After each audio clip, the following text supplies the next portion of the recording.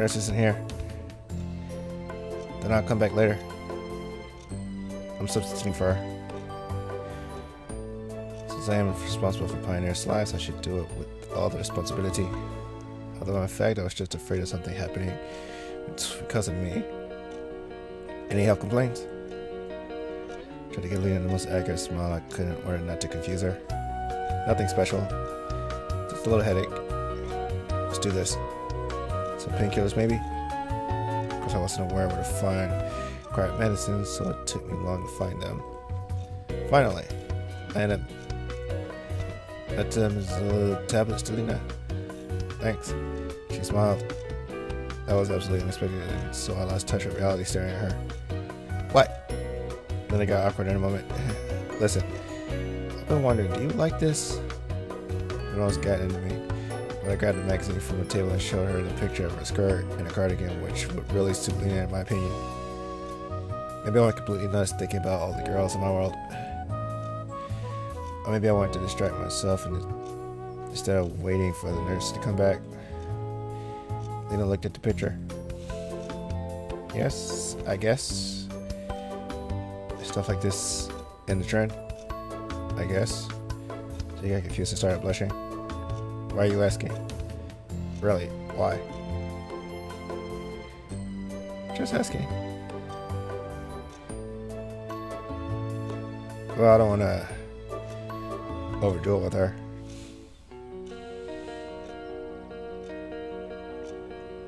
Let's see.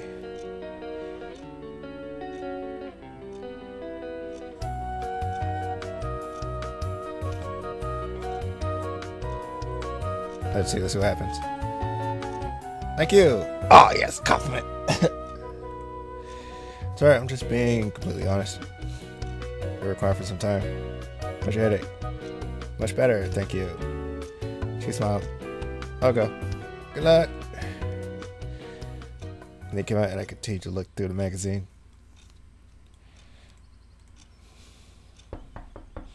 After a while, somebody knocked on the door again. Seems the infirmary is the most popular place to go. Suddenly I decided to roleplay as a nurse. Just a male version. And said, come in. The door opened and Leanna entered the room. Wow, did I miss the moment when he decided to start knocking? Anything wrong with knocking? She frowned. What's hurting? Why on earth would I tell you? Where's the nurse? In front of you? I posingly crossed my legs and looked questioningly at her. I better go. Better die than being treated by you. Oh, she smiled mischievously. You didn't even try. Then I thought for a moment. So you could give me pills? What's bothering you? Took her some time to reply. Heaviness in the stomach. Sure, it's not emptiness in the head. I'm gonna under my breath. What did she say? Nothing. Give me a second. I found pills in the first drawer I opened. Thank you, doctor. It's like giving her some random pills. But Juliana, I couldn't imagine how such an optimistic and active child could have health problems. Got voice in the canteen.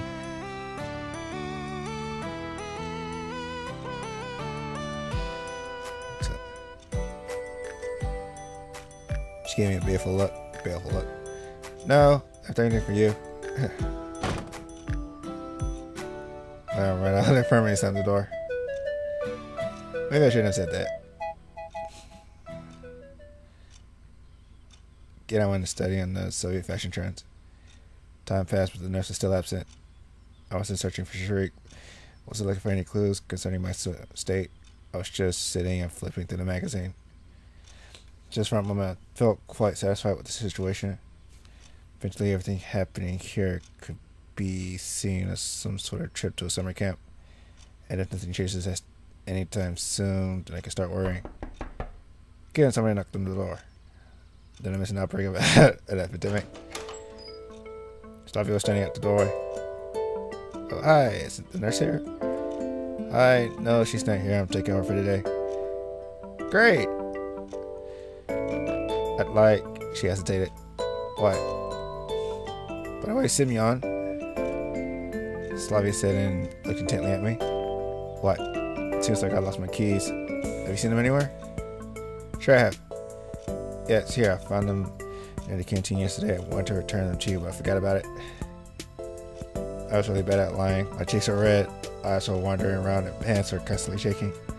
Here. I was already preparing myself, and appropriate scolding, but Slavia only took the keys and said, "Thanks."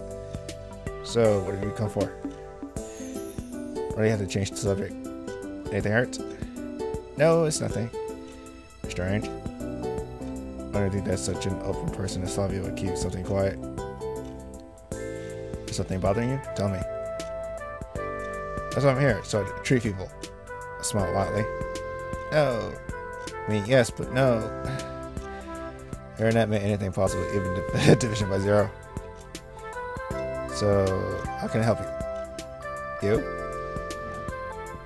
You, I guess you can't. She smiled and was going to leave, but suddenly stopped. However, can you step out for a minute? Why not? Okay. I stepped out of her and leaned into the wall. Wonder what might she be doing, something that I can't even see.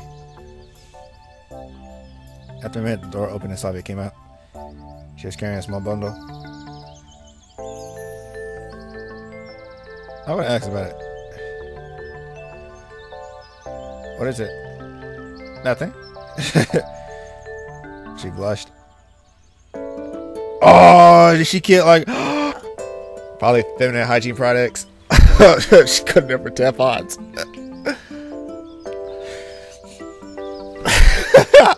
So what you get?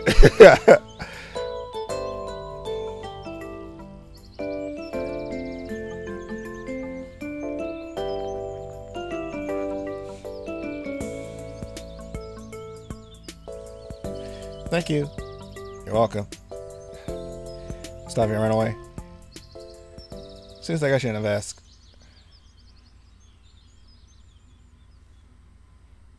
Man, I'm gonna ask, man. I mean, those is a motherfucker.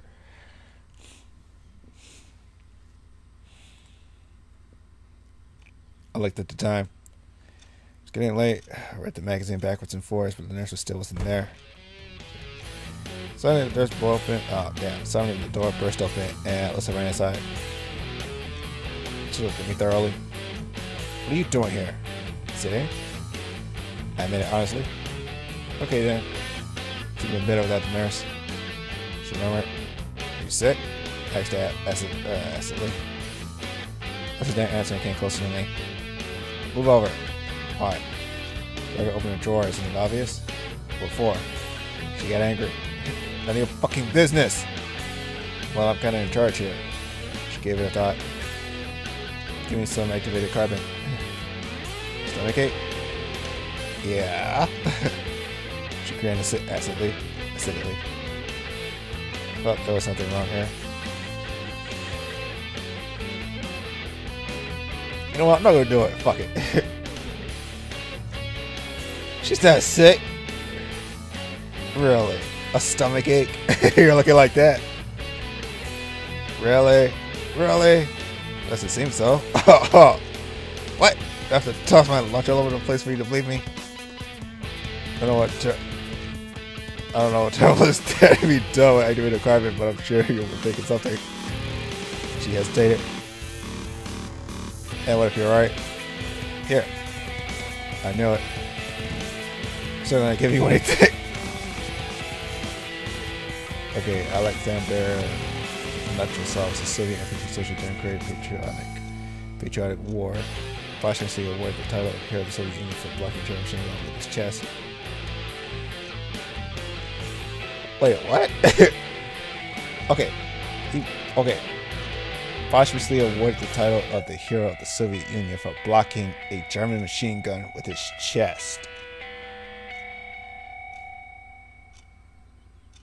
One cannot block a machine gun. So he got peppered. I was trying to get to the drawers, but I blocked the pillbox with my chest. Like, while her impulse is she was just a girl and she had no chance to push me aside. Whatever, I'll find it somewhere else. She turned away and I hesitated to the exit. At the door, Alyssa stopped to look back. By the way, the camp leader and the nurse are carrying a pioneer with a broken leg. I really don't care, but they seem to be struggling. Yeah, sure. Consider yourself. Alyssa seemed to be lying, but on the other hand, as long as I can see her. I came to the door and looked outside. Oh, almost there. Where exactly? Reach there then. She made a helpless gesture. Have fun. I returned to the table and only then realized that one of the doors were open. How did she make it? I turned my back for just a second. So what evil can come of an activated carbon? It was 15 minutes till dinner and the nurse still wasn't back. I guess just leaving like that won't do. She asked me after all. And who knows what might happen if I leave. Though who might want to steal anything from here? Except for Alyssa's stealing activated carbon. I opened the magazine again and began flipping through it for the 9th time. Or the 8th time. The fashion of the 80s wasn't that fun anymore. Yanni got me several times. It was already 6 o'clock, hence dinner was already started. Of course, I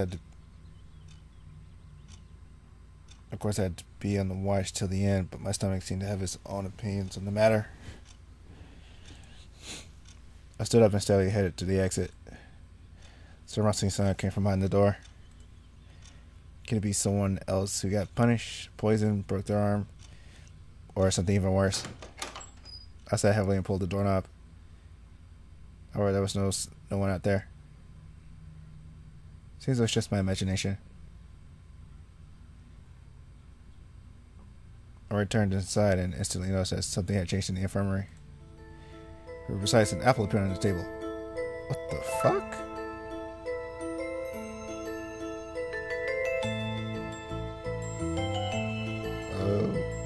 Okay. But where from? Yeah, where the fuck did an apple come from? What the fuck?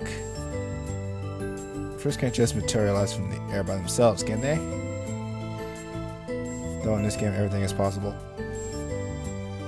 Just as though someone just brought it here. Really now? You're gonna fool yourself into thinking that. Maybe they don't want to thank me. Given that she's all shy and... Wait! How could you just walk past me like that? You don't want to climb through the window after all. So there must be something else. I was suddenly overwhelmed by fear. What if the apple was poisoned? Why would someone complicate things when I'm here totally helpless and can be killed way easier? Or it might be the apple which Eve tasted in the Garden of Eden. In this case, I certainly should not eat it. It seems like it must have reminded of itself by wandering traitorously. However, it will take time to close the infirmary to reach the canteen to take food. The stomach's about to eat itself. There's nothing wrong, I guess. Once again, I tried to remember if this apple was here before. In the end, it must have appeared from somewhere. We get here through the window. Shutter was slightly open. So I must have put it here. Nothing serious, however. Eat the apple tonight, the apple.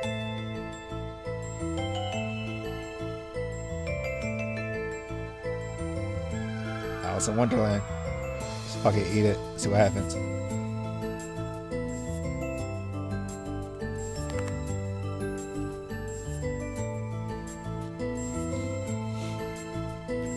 Finally, our hunger prevailed, and I started chewing on a ripe green apple with an appetite. This taste seemed normal, usual, but I don't think that even the strongest poison can be tasted. It's too late to think about it. It was time to go for dinner. I'm on my way with Shariq Electronic. How's it going? Did you find Shariq? No, still no signs of him. Don't worry. We'll find him. Tried to cheer him up. Too much time has passed. I'll just keep on searching. What about at dinner? No, finding Shriek is more important. He uttered thoughtfully. I left him at the crossroads and wished him good luck. Pioneers cried in the doorway. Quick at my pace, trying not to be the last one in line, at least for the day. And I was lucky. In the far corner was an absolutely empty table. I took my dinner quickly and sat at the table. Dinner's dinner consisted of fruit soup and a pair of buns. This had surprised me at first, but tasting it was actually nice. I concentrated on eating. Lena, let's go here. Look, 3 free chairs. Lena and Miku stood in front of me. Is it taken? Wondered Lena. No, take a seat. Of course, I wish she was alone. Thank you. Hey, you know girls travel in packs. As soon as Lena said that, Xenia jumped up from behind her back. I'll see her. There are no places left, she said, putting her tray on the table and sat down, even waiting for my answer. Not even waiting for my answer. Sure, make yourself at home. I muttered sorrowfully. What? Nothing. To tell the truth, I wanted to reduce the whole company to just Lena. Though nor Miku nor Xenia were causing too much trouble. Except one was too talkative and the other was too arrogant. But nevertheless, they were absolutely harmless, especially comparing to some others. Oh, seems like I forgot a key. Don't worry, take mine. I was surprised at Miku's short reply. Do you live together? Of course. Did you know? Together, our cabin is the rearmost. The farthest most from here. The last one. I would be surprised if somebody told me that Lena lived in Slavia. Or Xenia at worst. Even electronic. Plus, I and shy Lena sexually talking Miku making a company. That's really a surprise. Did you find your Shriek? Strange that Xenia is disturbed by someone's problems. No. Sure at the village buying cigarettes. Or vodka. She snorted. Village? That very moment conversation we get. That very moment conversation got That very moment conversation got much more interesting.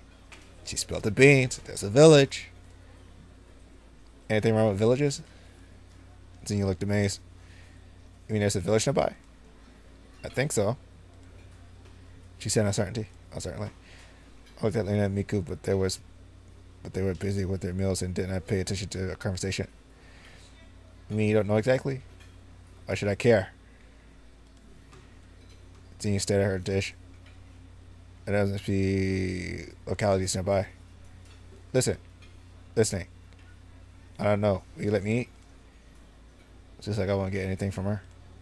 Though there's a chance that she really doesn't know. The remaining time was spent listening to Miku talking about some nonsense. I was just slowly going mad in silence. Obviously, first thing I did after going out after that was inhaling a great amount of fresh air. The sun was setting. I decided to take a walk. Highly unlikely that I will find anything more exciting to do for the rest of the evening. That way something interesting could arise quite unexpectedly. I was pushing the scroll when I heard a loud clap. It seemed like something exploded. I felt paralyzed. I am in a hostile environment, not knowing the rules and laws of this place. It would be better for me to run. But at the same time, I was curious. Probably I would just keep here standing. Somebody grabbed my hand. It was Olga. Why are you standing here? Let's go and see what happened. Could you ever manage to help me? I begged her piteously. It should be anything serious. I hope. When we came to the square, there was already a crowd of pioneers. Olga vigorously pushed through the crowd and approached. Oh damn! Olga vigorously pushed through the crowd and approached towards the crime scene. Obviously, someone tried to blow up Jinta. But attackers failed. The man was still standing upright. There's only dim ashes traces on the pedestal. Well, and who did this? She looked over a crowd of pioneers. Sure thing it wasn't done by an organized terror sponge. Y'all came here just to look what happened. I noticed looking on out, listening to the crowd. Looks like our camp leader noticed them too. You two there! You two here! They approached reluctantly. Why always me? Suspects. If you think so. Show me your hands. Face. What's wrong with them? I looked closer and saw that there was some hair with black. Now it's clear. What'd you make a bomb with? Junior terrorists seem to be hesitating. Whether to confess or not, but then put out proudly. Activated carbon, saltpeter, and sulfur. Wait a minute, carbon? Carbon actually stole from the first aid post. Why exactly this monument? What did this honored man ever do to you? The fighter for the rights of. I can hardly imagine how long would she keep on scolding Alyssa if electronic wouldn't pop out that very moment, shouting, I found it! Everyone turned towards him. He had a boot in his hands. Here. Electronic boastfully shook it over his head. It Shriek's boot. Okay, calm down. Tell us in detail, where did you find it? In the forest. On the way to the old camp. What's this trying among the pioneers? Old camp? Are you sure? Absolutely. What's wrong with this old camp? I joined in the conversation. Nothing special, really, she stammered. One of the Sivunyak legends tells the story of a young camp leader's ghost living there. She fell in love with a pioneer, but he rejected her, and so she killed herself. The harakiri with the kitchen knife. They say that blood was hit with. Okay, now it's starting to get dark.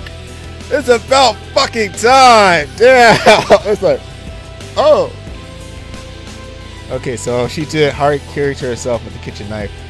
And the next day, that boy was hit by a bus. Damn. And she had like the music like all dramatic and shit too. Leon ran out the crowd. Bus? I helped myself from asking about the route's number.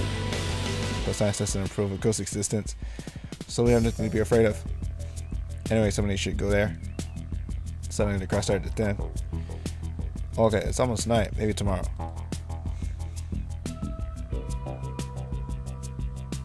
That's how we're going there, aren't we? It's like, this music's like so badass. It's like, yeah, I thought we're going there. So I got a team of bad bitches on my side. I turned around and saw Slavia and Lena. What if at night something happens to him? No, today, right now. By the way, where's this place? They're trying to roughly describe me the directions and told me the story of the old camp. Camp leader looked at me attentively. If you think that you're the only man. Oh, that's some bull. Oh, that's some bullshit. I'm not the only guy here.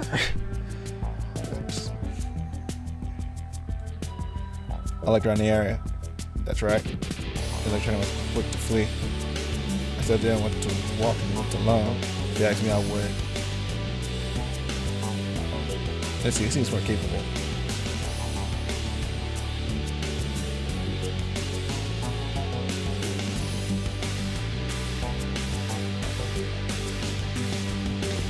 Yeah, she seems more capable. Yeah, Liana, she just run away. Lena, she's too quiet. Alyssa's too fiery. She's more well-rounded, so yeah, her. Will she agree? You. It's not Mass Effect. Like, I'm picking you on my team. I looked at Slavia.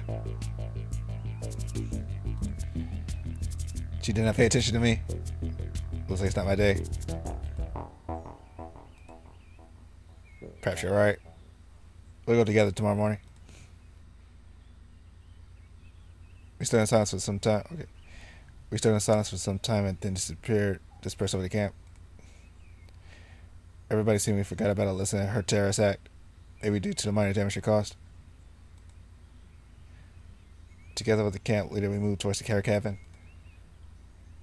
I tried to think why Sharik would go to the old camp. He is interested in robots and cybernetics, not scary stories and ghosts. What does it have to do with that boot? I remember how I decided to wait until something extraordinary will happen. And then I realized, this is it. Okay, I think I'll take a walk before sleep. Just not a long one. Okay. When I reached the square, I understood that hanging around the forest or at some other hell place may not be that scary. But doing this in the dark, I didn't want to run and return to Olga's cabin, but I had to find a flashlight. For instance, in this infirmary. I was glad I didn't spend the whole time there reading a fashion magazine. The flashlight was found quickly, and in a few minutes I was again standing at the square putting myself together. I just had to make the final decision before I entered the forest. Revealing the pioneer's cabins put the forest path into the abandoned camp. By the forest path into the abandoned camp. I set forth. The journal told me that the old building was built immediately after the war. It looked like a kindergarten or a light barrack as I expected. It definitely could fit less pioneers than today's camp. It was abandoned about 20 years ago.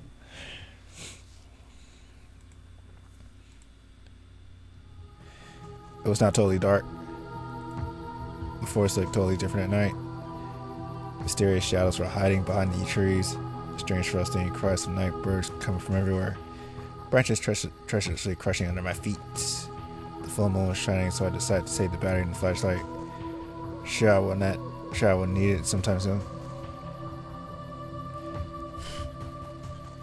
The further I moved, the less pleasant thoughts were coming to my head. I wasn't afraid of the dark at all. I didn't believe in ghosts and other mythical crap. But at the same time, during the last few days, I encountered so many incomprehensible phenomena that, against my own will, I started to look between the lines in the simplest things. Obviously, I felt exceptionally uneasy in the forest at night. Everywhere I looked, every shadow, every tree or bush looked like weird creatures escaping straight from horror movies or from Stephen King novels. The branch seemed to be someone's hand, so eager to grab your shoulder. Lying log, someone's dead body, someone failed to get out of the forest. In every ravine, I saw a bottomless abyss. If I would find myself in the forest under any other circumstances, without all these buses and pioneer camps, of course I would still feel myself uncomfortable, but then I would be able to explain everything with logic and be afraid of nothing, of course, except for owls and mice. But at the moment, there were more than enough reasons to fear. Despite all this, I reached the camp without any adventures.